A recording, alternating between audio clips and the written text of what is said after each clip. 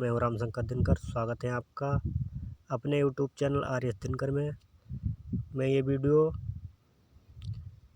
Hindi grammar की लेके आया हूं। केवीएस एग्ज़ाम में जो टीजीटी, पीजीटी और पीआरटी के लिए जो ग्रामर के टॉपिक पूछे गए हैं उनके लिए मैं ये वीडियो लेके आया हूं।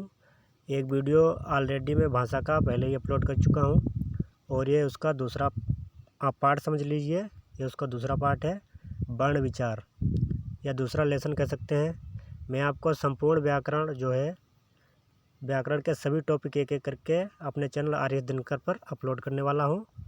आप इसको पढ़कर अच्छे से अपनी तैयारी कर सकते हैं, समझ सकते हैं। तो वीडियो शुरू करने से पहले यदि आपने आर्यस दिनकर चैनल अभी तक सब्सक्राइब नहीं किया है तो सब्सक्राइब करें, लाइक करें, वीडियो पसंद आए कमेंट करें, शेयर करें दोस्तों के साथ। और आप वीडियो को स्किप मत किया करें, पूरा देखा करें ताकि आपको इम्पोर्टेंट अपडेट मिल सके। जब तक आपके पेपर होंगे, केवीएस ने एग्ज़ाम डेट जारी कर दी है, पेपरों तक मैं ये आपके एक एक करके सभी वीडियो मैं अपलोड कर दूंगा अपने इस यूट्यूब चैनल पर। तो चलिए वीडियो शुरू करते हैं। आज का हमारा टॉपिक है वर्ण विचार।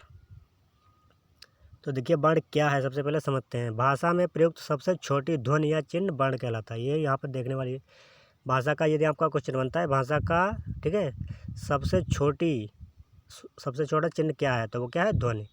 हिंदी में 44 वर्ण आते हैं,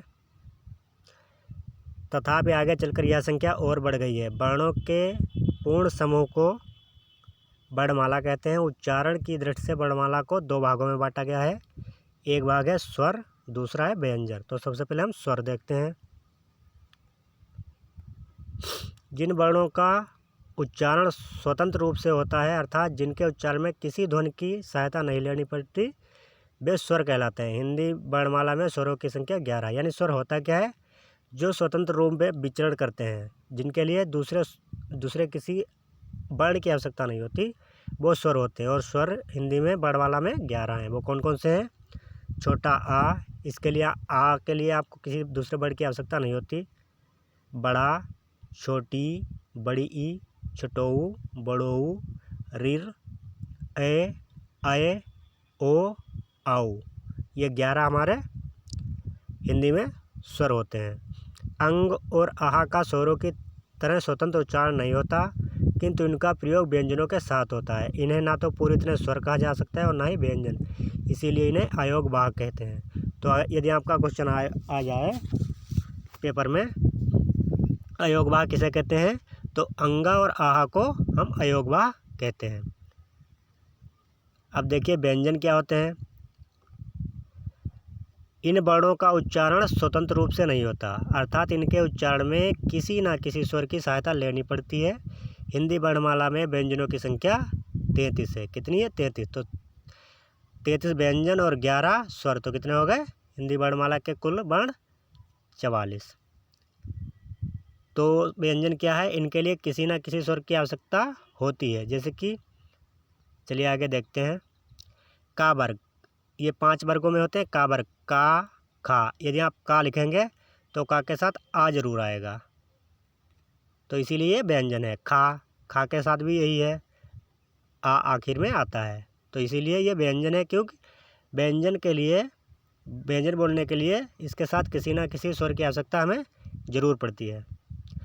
तो देखिए का वर्ग में आते हैं का, खा, गा, घा और इया। चा वर्ग में आते हैं चा, छा, जा, झा और उया। टा वर्ग में आते हैं टा, ठा, डा, ढा और णा। ता वर्ग में आते हैं ता, था, दा, धा और ना। पा वर्ग में आते हैं पा, फा, बा, भा, मा। अंतस्थ व्यंजन बोले जाते हैं, इनकी संख्या 4 होती है। या, रा, ला, बा, ये अंतस्थ व्यंजन बोले जाते हैं। और उसमें व्यंजन भी, इनकी संख्या भी 4 होती है। अब देखिए विकसित व्यंजन क्या है। ढ़ा और ढा हिंदी के विकसित व्यंजन है। संयुक्त व्यंजन वे बोले जाते हैं अंतस्थ व्यंजन, जैसे कि छा, त्रा, ज्ञा और स्रा, ये संयुक्त व्यंजन है, क्योंकि ये दो व्यंजनों के मेल से बने होते हैं। जैसे कि का प्लस सा, ये छा होता है। ता धन रा, तो त्रा होता है। जा धन या, तो ज्ञा होता है। सा धन रा, तो स्रा होता है। तो इन्हें संयुक्त व्यंजन बोलते हैं, क्योंकि संयुक्त व्यंजन में ये दो व्यंजनों से मिलकर बने होते हैं। अब चलिए देखते हैं स्वर और उनकी मात्राएं क्या होती हैं।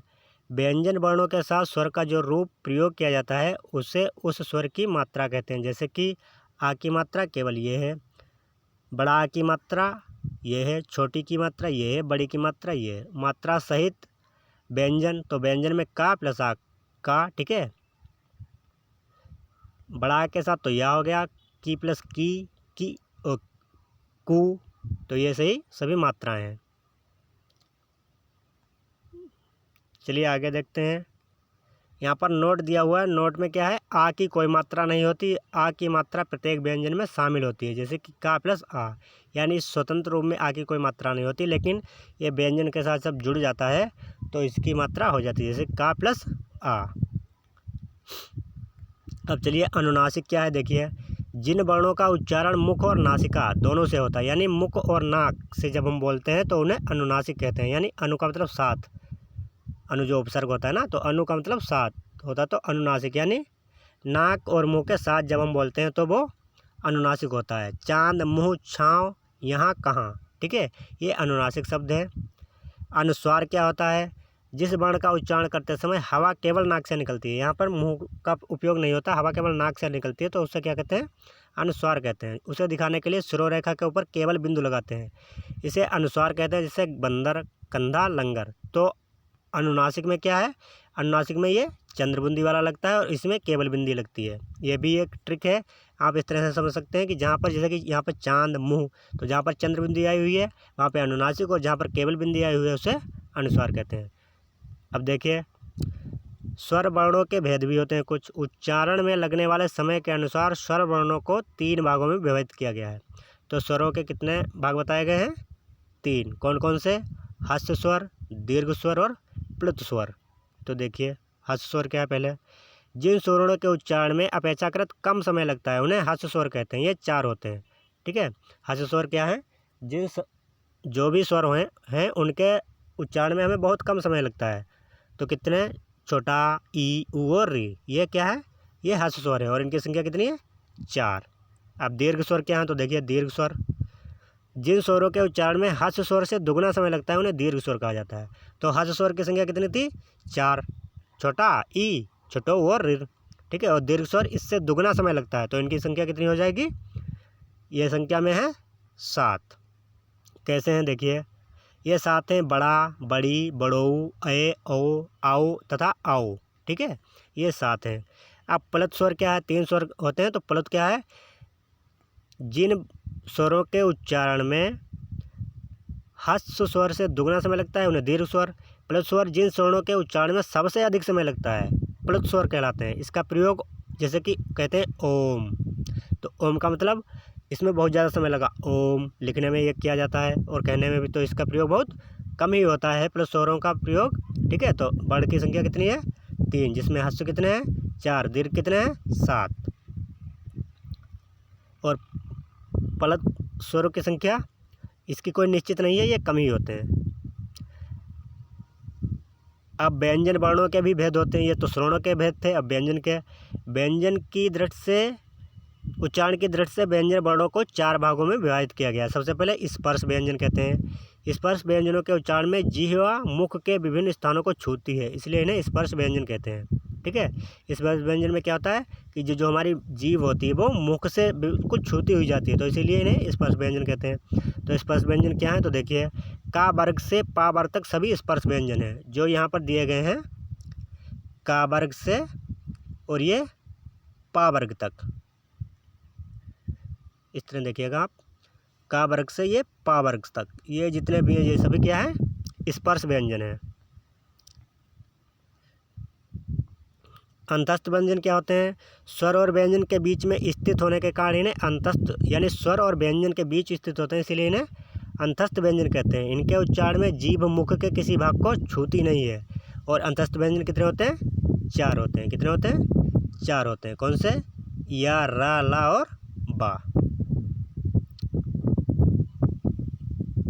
ऊष्म व्यंजन, तो ऊष्म व्यंजन क्या है, देखिए इनके उच्चारण में सांस तेजी से बाहर निकलती है और गर्मी यानी ऊष्मा पैदा होती है।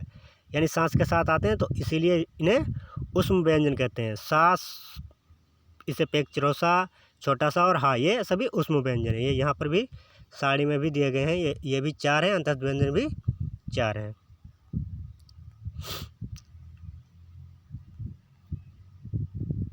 अब संयुक्त व्यंजन देखिए,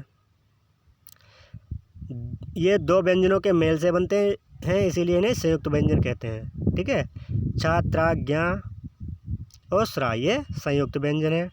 उर्दू से आए शब्दों में कुछ वर्णों के नीचे एक बिंदु लगा होता है, जैसे कि जा बना हुआ है और ये बिंदु लगा है, फा बना हुआ है और ये बिंदु लगा हुआ है, तो इन्हें क्या कहते हैं? इन्हें नुक्ता कहते हैं। ठीक है, जा के साथ आप ध्यान से देखना, ये बिंदु अगर लगा है, फा के साथ ये बिंदु लगा है, तो इसे क्या कहेंगे?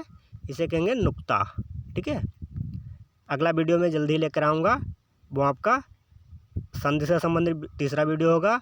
एक वीडियो में पहले ही इसका अपलोड कर चुका हूँ, और ये दूसरा है वर्ण विचार, तीसरे पार्ट का वीडियो मैं जल्दी लेकर आऊँगा।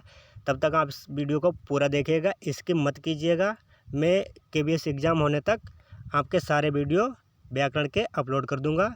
और ये PRT, TGT और PGT तीनों के लिए बहुत ही इम्पोर्टेंट होने वाला है। तो ये अभी तक आपने इस चैनल को सब्सक्राइब नहीं किया है तो सब्सक्राइब करें। वीडियो अगर अच्छा लगा हो तो लाइक करें, शेयर करें, कमेंट करें, ज़्यादा से ज़्यादा दोस्तों के साथ शेयर करें। वीडियो को पूरा देखें।